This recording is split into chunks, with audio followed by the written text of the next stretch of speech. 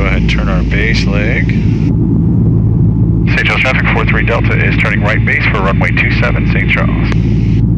Okay, slowing up to about 70 knots here. Okay, so we're heading right into the wind, so let's go ahead and put 20 degrees of flaps down. Okay, switching for about 70. Our ground speed has decreased considerably, so we want to adjust our power for descent rate. We're continuing to descend.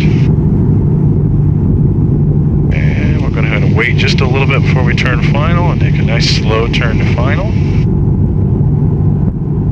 St. Charles traffic 43 Delta is turning 1 mile final for runway 27 St. Charles. Okay, we're going to leave it at 20 flap here.